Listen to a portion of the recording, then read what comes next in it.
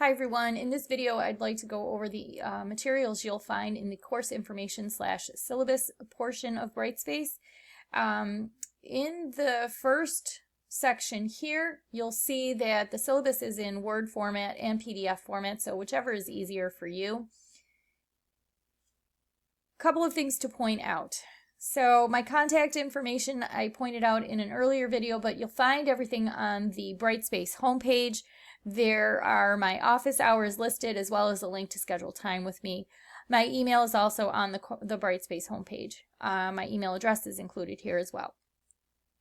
The book we're using is in the same book that I use in Computer Science 1. So if you took Computer Science 1 with me last semester, you already paid for your book, so you shouldn't need to set up an account again. You shouldn't need a code. You should just be able to access the book. Now, if you have any issues with that whatsoever, please let me know. Things sometimes change at the bookstore that I'm not aware of.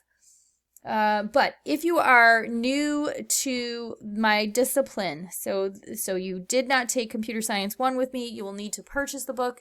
If you took cps130 in the past and are retaking the course, you'll need to repurchase the book.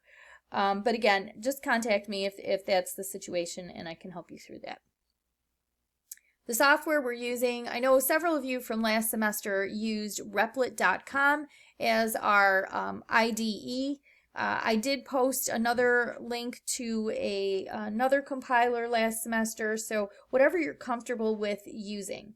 If you have not used Replit in the past, you can just go to Replit.com and set up an account for free. Make sure you choose the free access, and it has a limited number of programs that you can write, but you can just reuse an old one and change it every time if you need to. But again, if there's any confusion or you're not sure what you want to use, just let me know. Okay, the course materials I mentioned, the course description. So in this course, we're going to move on through the book and through the computing topics. Everything does get a little more complex, so be sure that you feel comfortable with the material you had in CPS 120. And if you need a refresher, I highly recommend that you use your book and go to the previous chapters and look things over. I will begin with the last chapter we covered in CPS 120, and that chapter is chapter 6 on functions. So our first week will be a review of chapter 6. Please look through and read everything in the course syllabus. Your student learning outcomes will be learning about arrays and learning how to search and sort through lists of items, but the most important thing is you're finally going to have hands-on exposure to what it means to program in an object-oriented programming language. So we talk about object-oriented programming and design, and you'll get to see that firsthand now. Okay, as I said, please make sure you're reading through all of this, but I want to highlight a couple of things. So your grades. The grading breakdown is the same if you took Computer Science 1 with me last semester, 40 points on quizzes. These cannot be accepted late. They must be taken on the dates they're scheduled. Projects, so I will assign a programming project. I will accept them up to 5 days late. Please note that a penalty applies. Revel assignments and activities, 20 points of your grade, and again, accepted no more than 5 days late. The discussions are 10 points of your overall grade, and note that I cannot accept these late. Again, if I accept those late, if you respond to a classmate after the due date, it becomes irrelevant.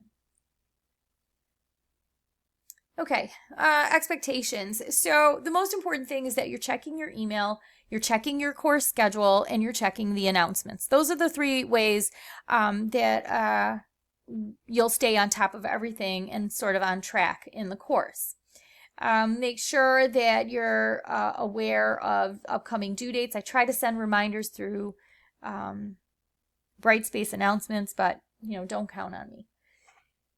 In terms of communication, I do my best to respond to you within 24 hours, but keep in mind that I do teach during the day. I do meet with students during the day. I have obligations to the college other than my teaching responsibilities. So sometimes it takes a little bit longer. Make sure you have a technology backup plan. So if there's a problem with your internet connection or your hardware fails, you have a way to get your work done.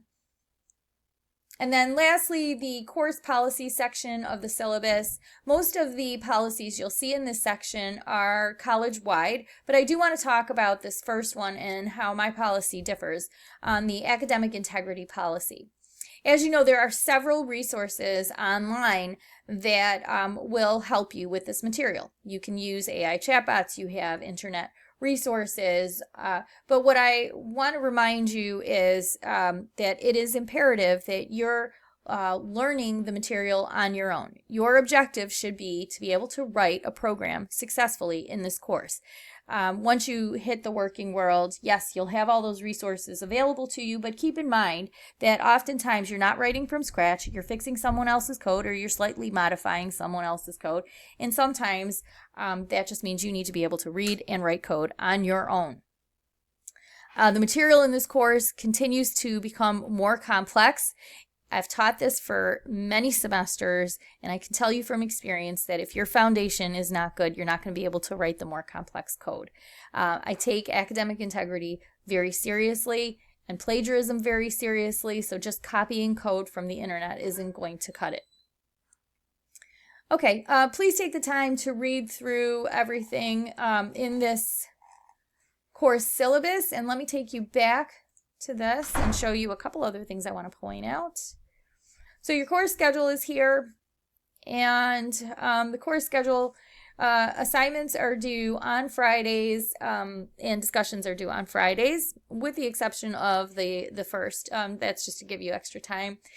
Projects are due on Tuesdays, and quizzes will be open on Mondays and Tuesdays. So do make sure that you are familiar with the schedule. And I also want to point out that, let me go back. I'm sorry, my mouse doesn't always cooperate with me.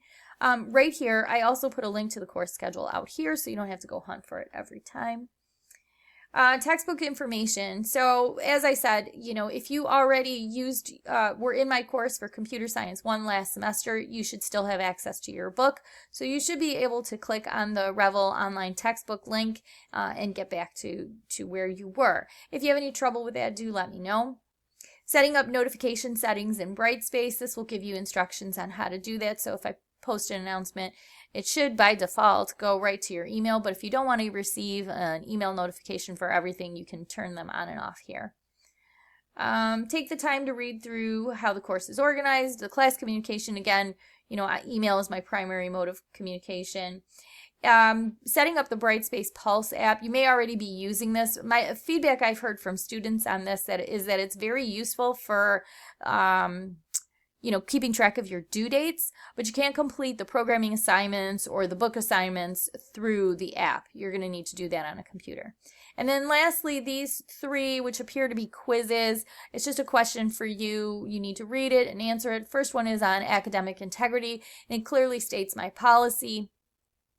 Technology backup plan. I just ask that you tell me what your backup plan is.